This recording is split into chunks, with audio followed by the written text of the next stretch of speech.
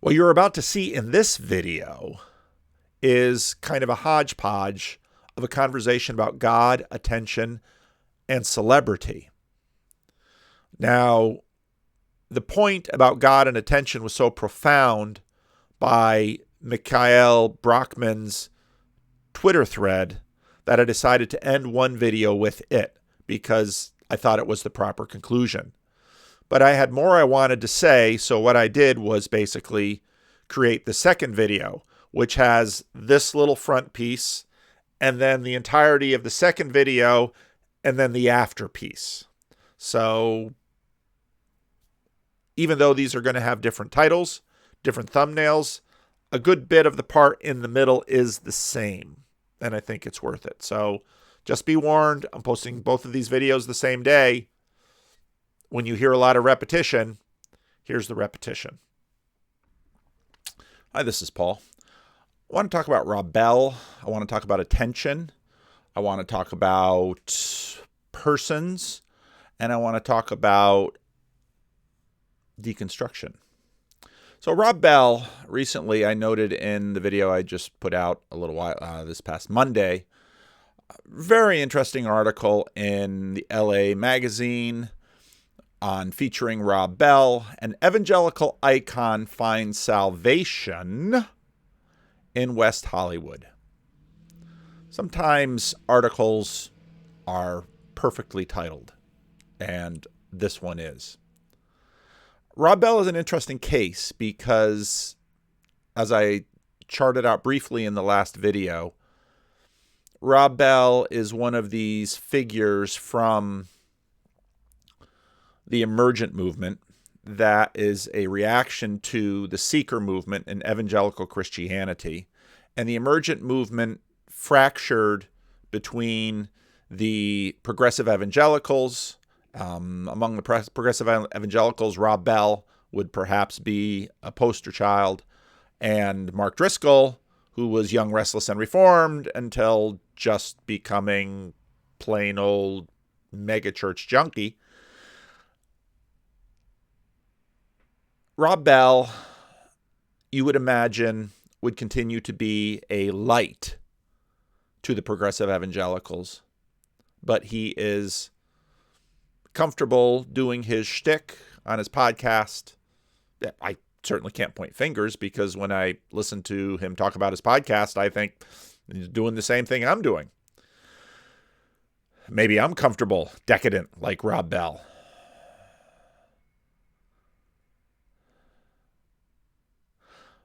An evangelical icon finds salvation in West Hollywood. You might say Mark Driscoll still hasn't found what he's looking for. Mark Driscoll's like-opposite doppelganger, Nadia Bolz-Weber, now she's sitting at the top of the Lutheran denomination,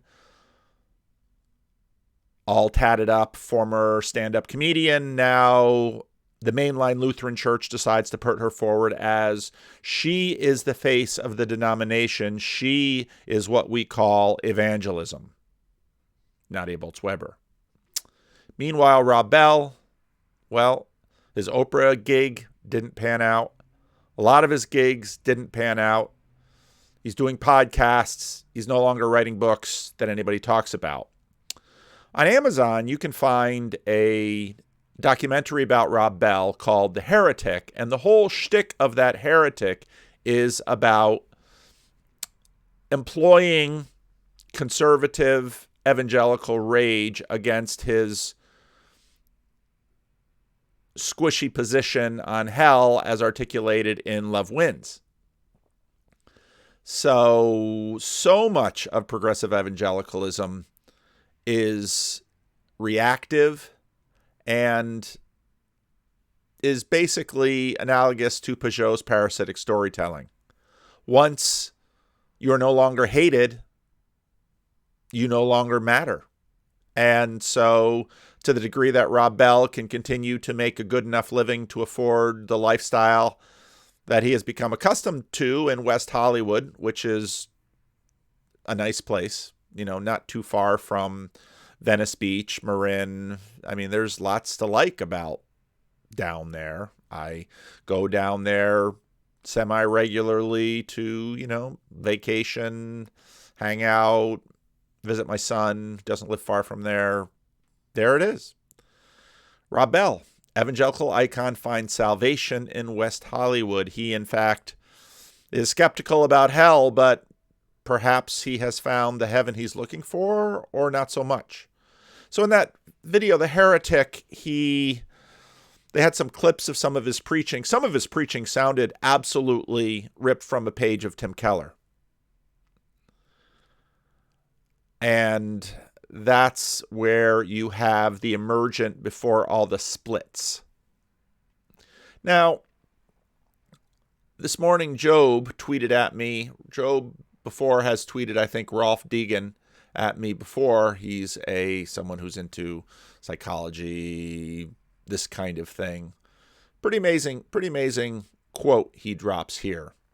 People report feeling most authentic when they are doing what external society values, not when they are acting in accord with their actual personalities. Now, when he's talking actual personalities, he's talking Big Five personality profile, which many of you are familiar with thanks to Jordan Peterson and his test that you can take that Peterson and others have developed. Here's the quote. A first blow to the idea of the true self-conceptions is that people's opinions of themselves are distorted, usually in a favorable direction, which surprises none of us. It seems that people report feeling most authentic when they are doing what external society values, not when they are acting in accord with their actual personalities or their Big Five personality profile. Introverts, for example, report feeling most authentic when they act in an extroverted manner, thus the opposite of their objective personality. Now, there's so many buzzwords in this, but we'll, for the sake of not delaying the punch too much, let's keep it going. The same is found for all of the Big Five personality traits. People high in neuroticism felt more authentic when acting in non-neurotic ways, and so forth. Yet another problem is that the true self was more about conformity and harmonious interaction than about standing up for one's unique beliefs.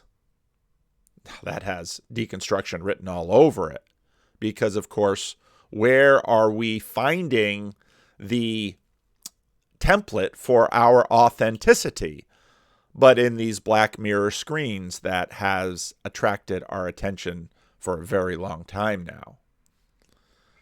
Many researchers assume that being authentic meant being impervious to external influence, the buffered secret sacred self. The data indicates the opposite. People feel authentic when going along with external influences. Ooh, we are communal creatures indeed. Why is it Rob Bell finds heaven in West Hollywood? Of all places, who would have known? Yesterday I posted, there's HBO Max had a little ad for some Harry Potter reunion with all the child actors coming together. Now, cute children don't necessarily grow up to be the cutest adults. Sorry. And noting how regularly family comes into these conversations, this time on the lips of Ron Weasley. These screens with their stories on them work powerfully to recalibrate our sense of the real. It's amazing how the word family continues to have resonance even among many persons. Many people disparage, even as though many people disparage hope for that in meat space. In other words, Harry Potter is more their family than their biological family. And that's pretty common. In a sense, we're outsourcing our hope into the story screen matrix and looking for participation there because we imagine it cannot be found in flesh and blood around us and between us. There's certainly something rather Gnostic about, myself included, disembodied on this flat screen, talking to you, colonizing your brain, maybe through headphones at night while you're jogging or doing dishes or something of the sort. The screens have become the alternative not only to family, but to church. Our greatest hope of participation is viewing these crafted, edited images. How sad. Hashtag paintball for Jesus, @GrimGrizz, hashtag break the fourth wall. Profilicity from Hans-Georg Müller. I know some of you said persona, but nah, I like profilicity because it adds an additional dimension to it, especially the icity, almost like felicity. Profilicity. This is a search for happiness through created images hosted by social networks and projected upon or projected through these black mirrors. You find your authentic self in the panopticon of the mass media images through profiling ourselves on the same screens. I put myself out here to be watched, and then I watch myself. This is essentially virtual LARPing that we are doing all this time. It's substitutionary betterment and cyber theosis. Now, I do have an Instagram account. I never use the thing, but Instagram seems to be the height of this in many ways. Substitutionary betterment and cyber theosis. This morning I caught on the Twitter likes to colonize me with their little tweets about what's really important right now. There's a battle in Texas over what's in libraries, and the battle in schools over books has flooded out into what's in libraries, because the battle in schools is to try to stop the authentic LGBTQ books like Black Flamingo, which is one that's noted in this article, of some queer young man drag queen, and they're trying to keep that book out of the library. But here in California, when I listen to what's going on in the elementary schools, all the fight is about Indian in the Cupboard and Little House on the Prairie. I'm sure Sounder isn't far behind. Article about book bans. Our culture now is between Little House on the Prairie versus the Black Flamingo, Half Pint versus the Drag Queen. And then someone tweeted, which I thought was an excellent tweet, book culture at Barnes & Noble is literally the whole wall of manga, aka comic books printed backwards, and cooking and fractional bookshelf space for business, religion, history.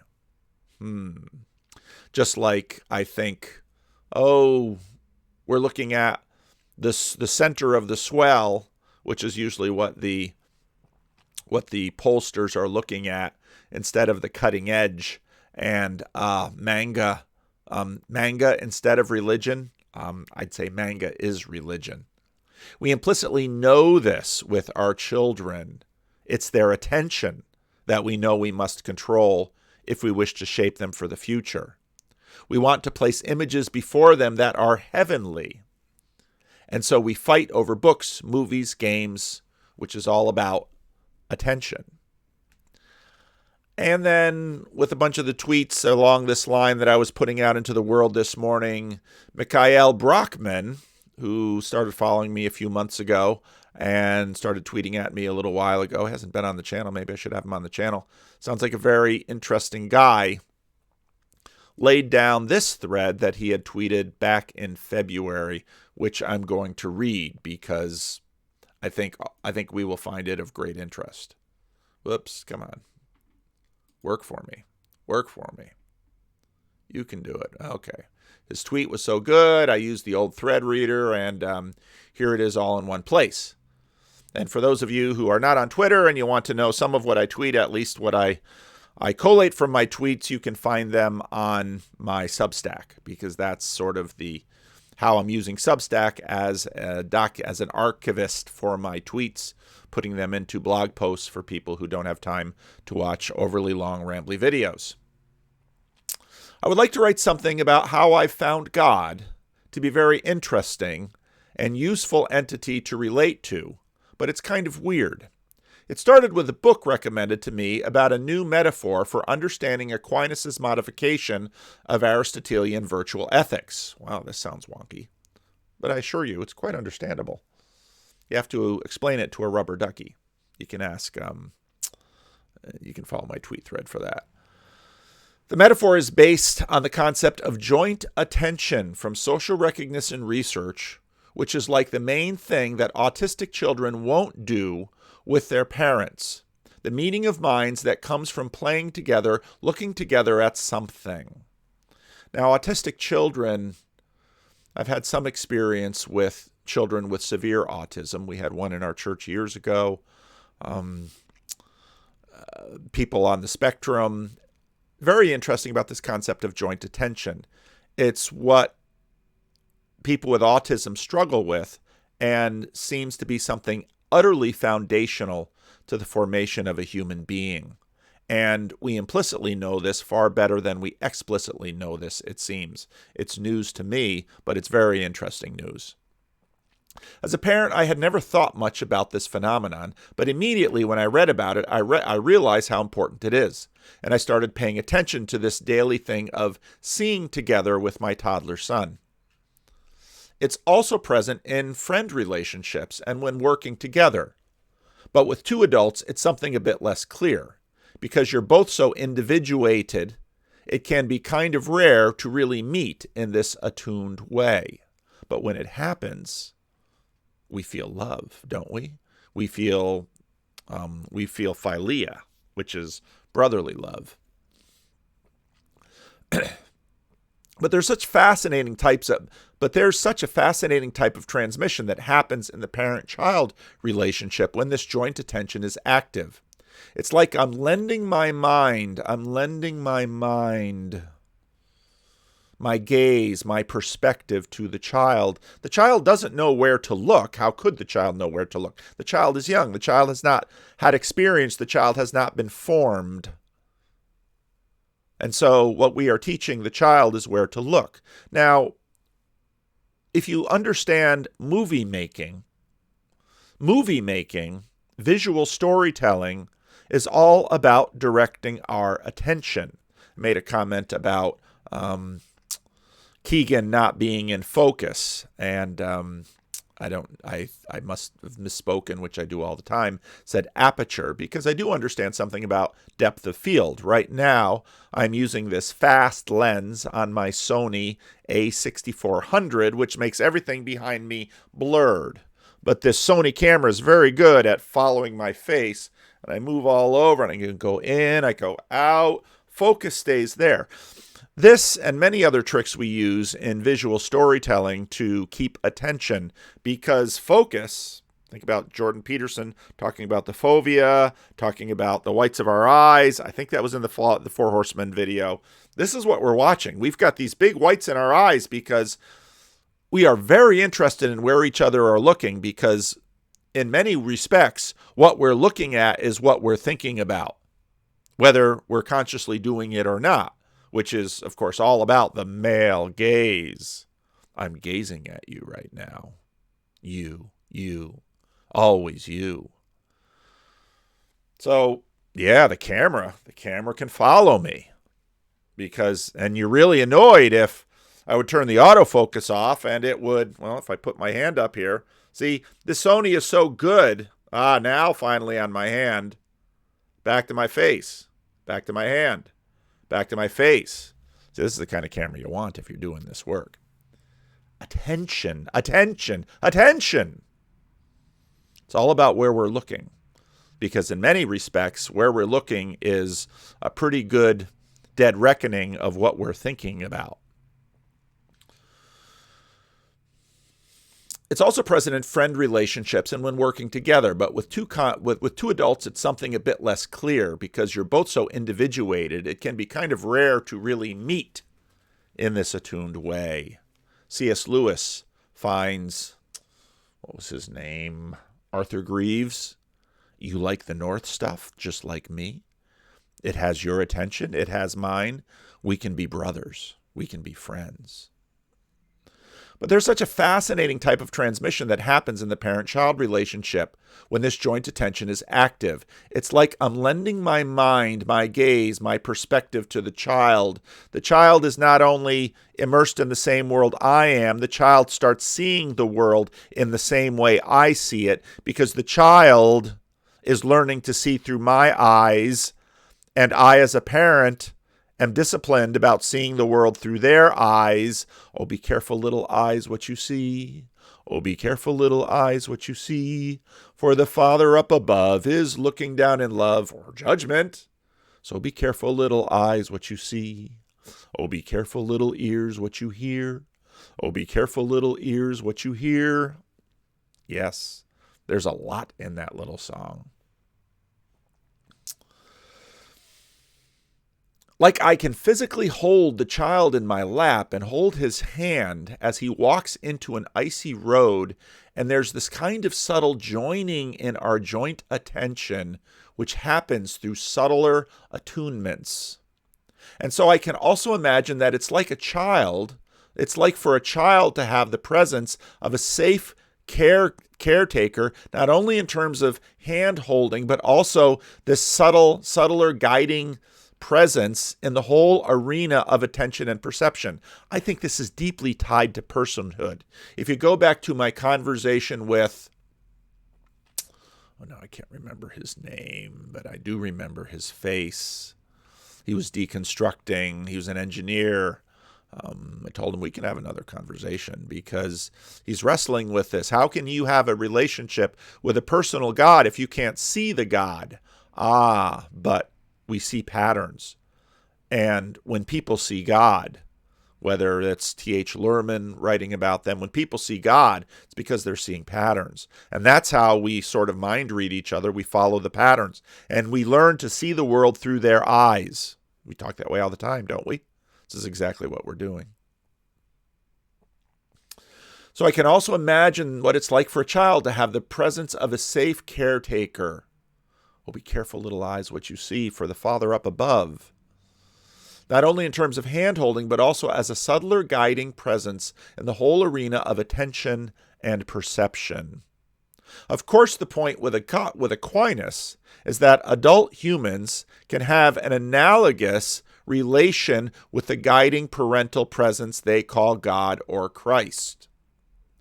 I'm especially interested in this because I basically researched the phenomenology of ADHD and how such attentional disorders could be thought of from a virtue ethical perspective, given that they seem to disrupt basic virtuous capacities.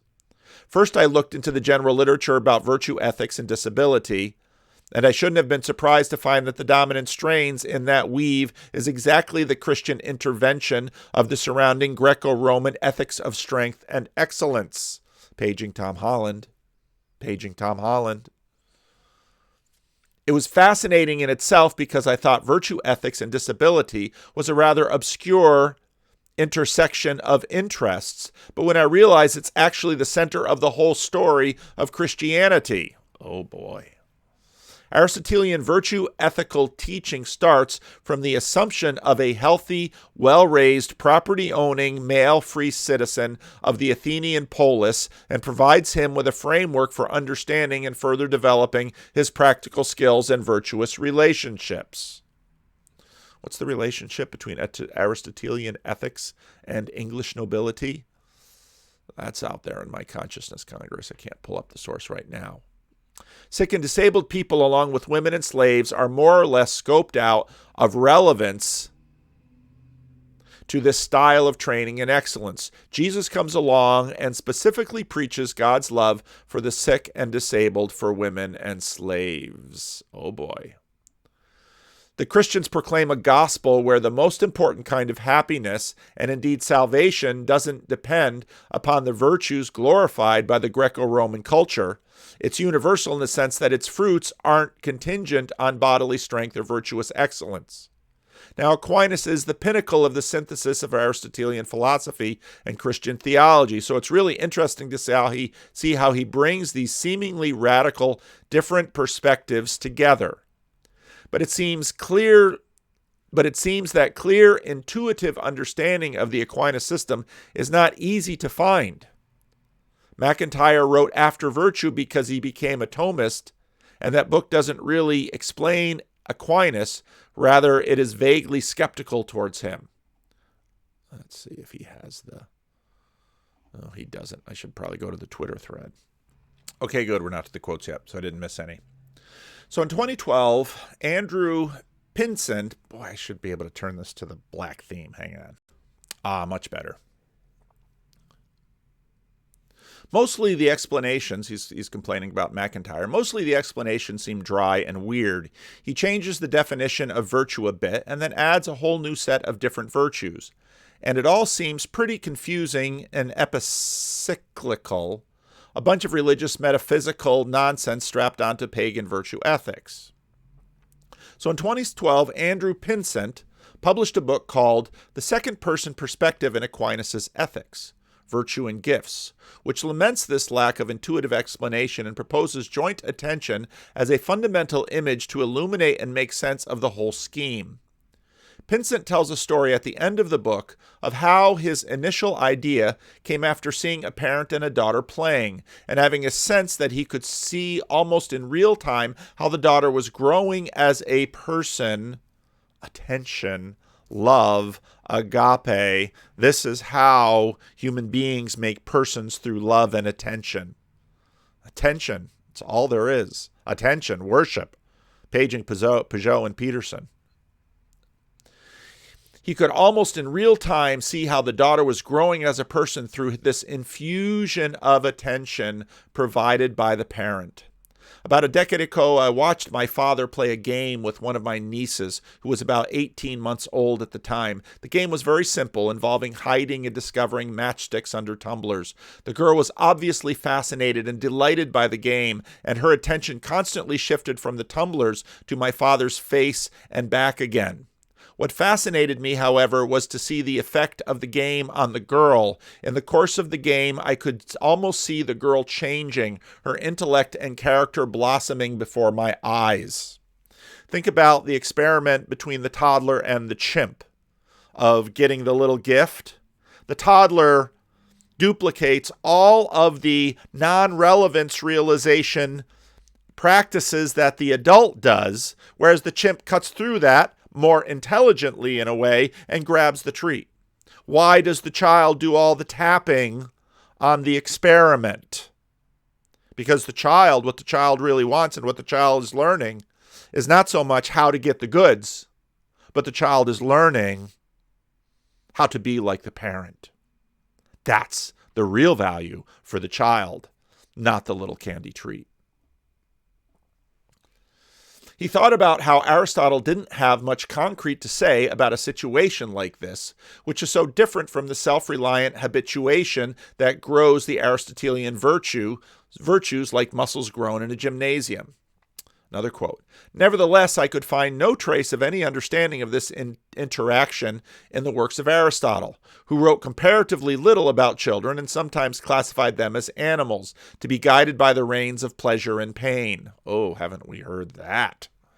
Pavlov's dog. Ruff, ruff. I began to wonder if Aristotelian tradition was the last word on the virtues, and whether such a relationship of extraordinary importance had been hidden from the learned and wise and revealed by mere children. Ooh, nice Jesus intimation there. Aquinas, having subsumed Aristotle under the Christian theology, is able to discuss the habitual trained virtues alongside other qualities, such as transmitted in a different way, with immediacy that seems mysterious from a pagan perspective. Aquinas does acknowledge that we can acquire virtues in the Aristotelian manner by repeated good actions. He refers to such virtues as acquired. Aquinas also claims, however, that perfect virtues are not acquired, but infused in us by God. I think of Amy Grant. He has his father's eyes. What does that mean? So there's another kind of channel for acquiring good qualities, different from the worldly virtues of athletes or architect. And this channel is open right away, even for infants.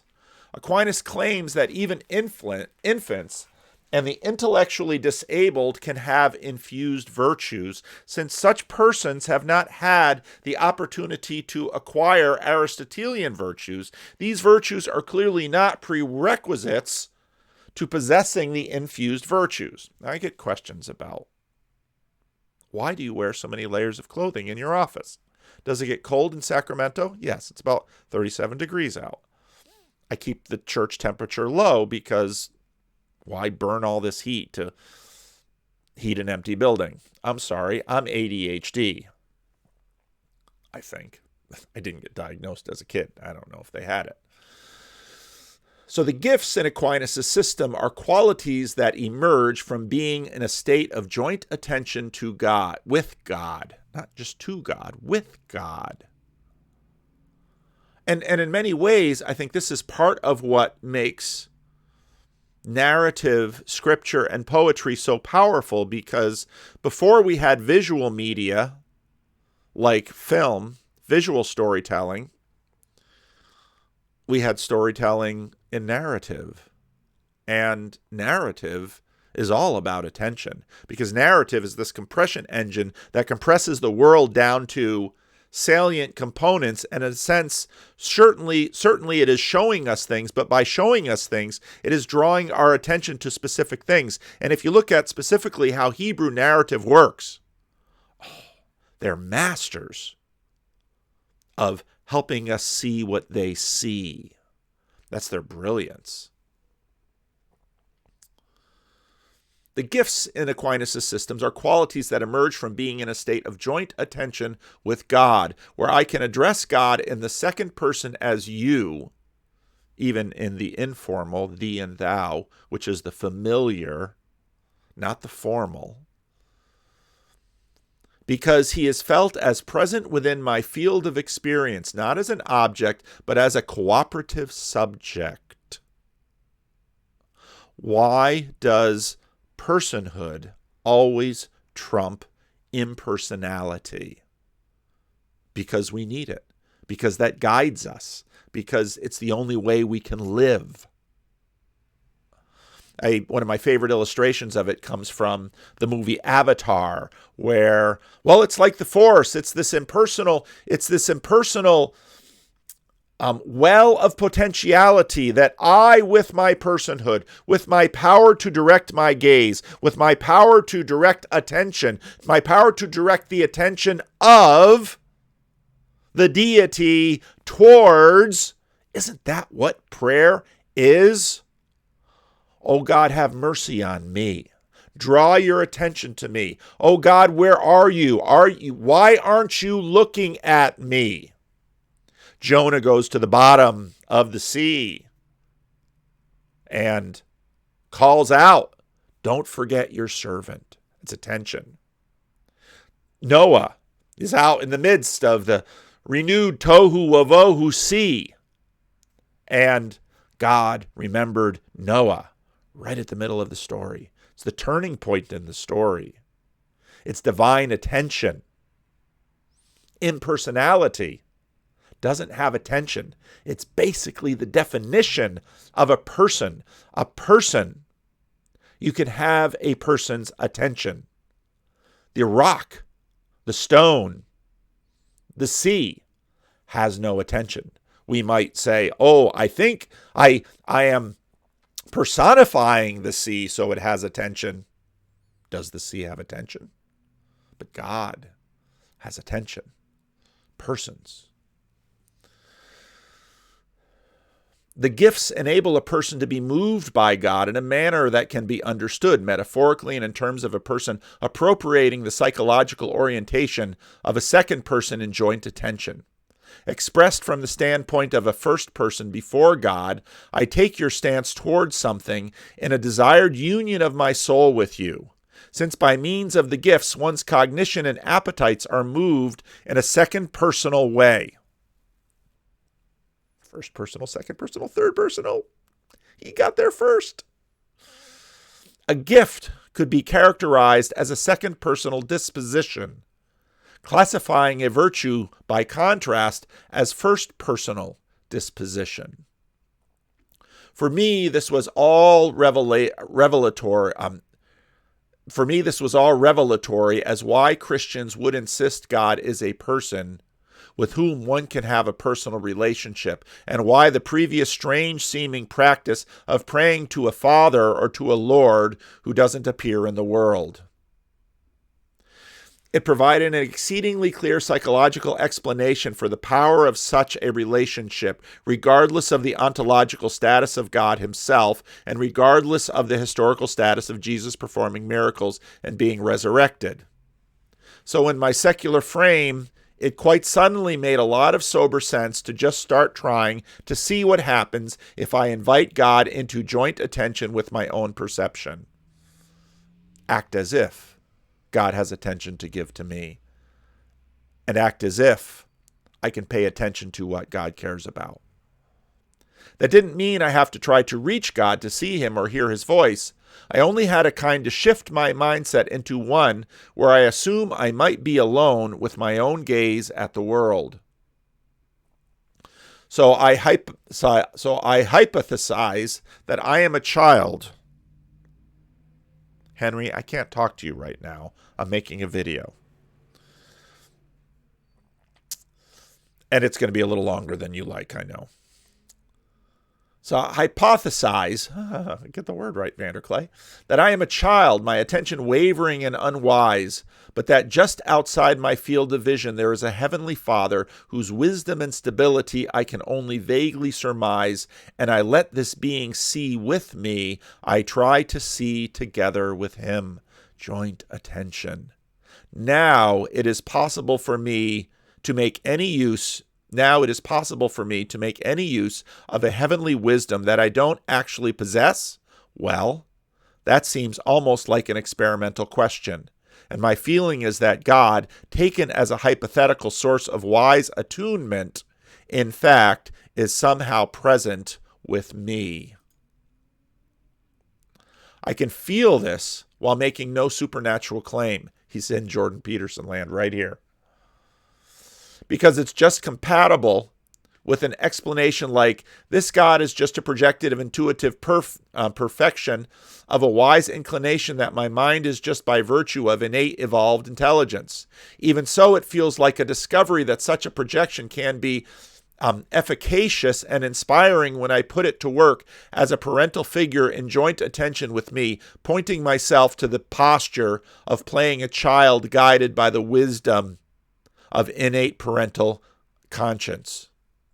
Pinsent proposes that this Aquinian way of understanding faith can illuminate secular interactions, such as between parent and child. Of course, I have no ambition to be like a God for my child, but you are a God for your child. Your child will meet many other gods.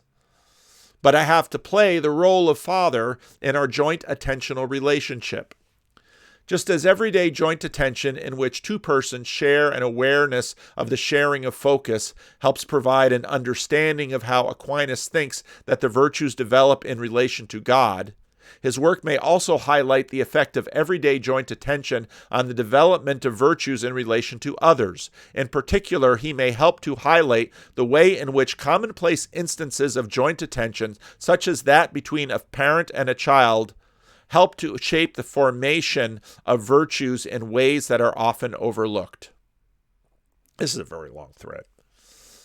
For some time now, I have been praying on a regular basis, meaning I take some time to address God as you, while attending to the circumstances of life, as a kind of meditation that charges the mental atmosphere with wisdom and glory.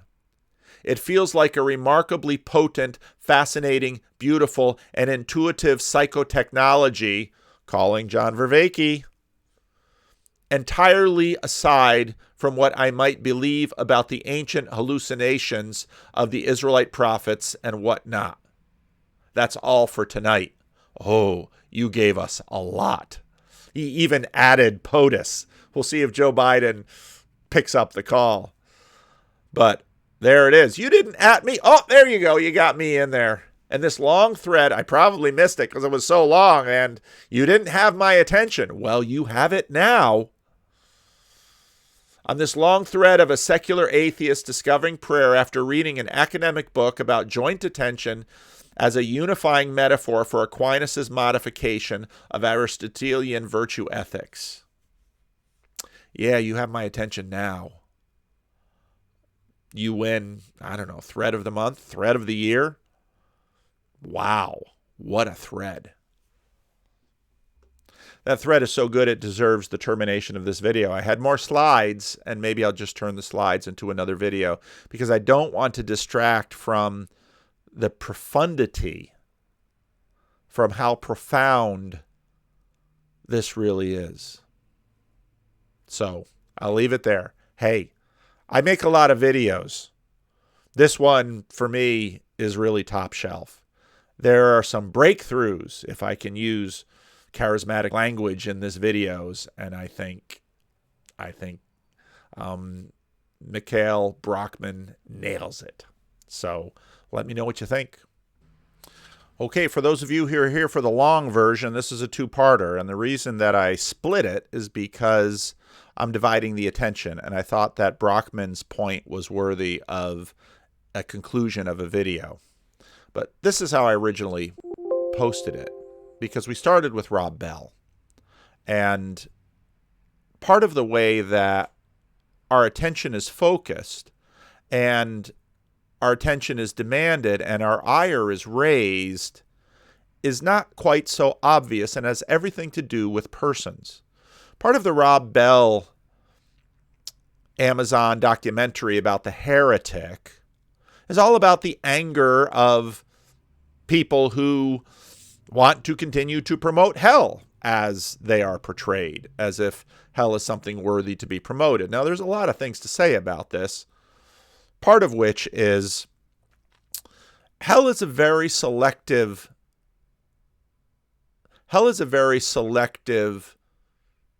valuable, because people like to portray themselves as generous when they're feeling secure. But when they're angry, they like to pull hell off the shelf and throw it at their enemies. It's just true. Because on one hand, you can be celebrated in certain circles reactively if you say, well, I don't believe God would punish anyone or torture anyone, or, well, maybe it's just eternity, or, however you want to delve into that question. But then when you have an enemy, that's usually where you consign them, isn't it? Because they're beyond redemption. Now, here we go. I note this often in culture wars where you have, let's use Neil Shenvry and David French, because in many ways they're on opposite sides. Anyone who doesn't understand, and David French goes to the Presbyterian Church of America, that won't ordain women as elders or pastors, probably not as deacons either. They might be a deaconess, which someone would be offended to have, you just put the S on, you made the diminutive. Yet people perceive them as traitors. Why? Why do we pay attention to Rob Bell? Why do we pay attention to Neil Shenvry or to David French or to people who are jumping ship? We're deeply invested in these profiles. Why? Because, again, this authenticity is all about profilicity. We are calibrating the world through the images that are projected at us. And we're very much watching the attention of the crowd and wanting to be part of them. Or if we're contrarians, opposite of them. So anyway, whatever Neil Shenvry and David French believe in terms of 99% of their propositional beliefs, they go out the window. And we're furious at them because they're somehow a traitor. Now, before I've talked about bounded set and centered set dynamics. I think I even have. Basically, it's like this. A bounded set would be a fence around a piece of property. It has posts. You can mark out the property lines by the boundary markers, and they're set in cement or dug deep so that they don't move. These posts are very important to us. And in the fights over all kinds of things, say women in church office, same-sex marriage, these are posts, and we evaluate people according to their posts.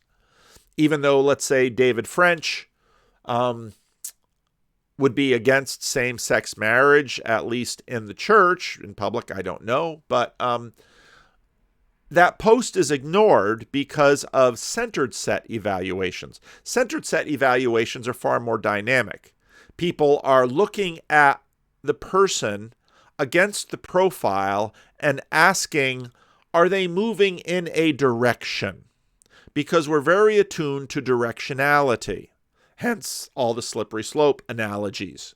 And so the difficulty that people have with someone like Neil Shenvi, though he not be white, is, well, you seem to be letting down our side on directionality. Neil Shenvi can make all the statements he wants about being against racism, but as long as he keeps tweeting and blogging like he does, he's going to be labeled a racist. It doesn't make any difference what his bounded set properties are. They are all projecting him against this background and saying, this is where our attention is. This is where everything is going.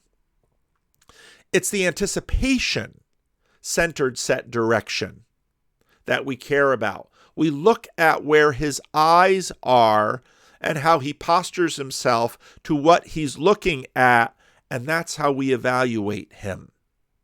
We're seeing where they're looking, and that's how we're making judgments on them. And so when it comes to Rob Bell, of course, he catches the ire. That's the way it works. And it's important that people aren't just fighting about an abstract propositional belief, although that's a boundary set. They're really paying attention to the person, which is exactly where they should be paying attention towards. And this is where sainthood comes into play, because whereas we do use upper register propositional type things to try and locate ourselves in space, this is always secondary to the other system. So this isn't a much longer video than the other one, but it will have a different title because it has a different conclusion. And some of you might watch both. And I better put another little video at the beginning warning the second video what its composition is. So leave a comment.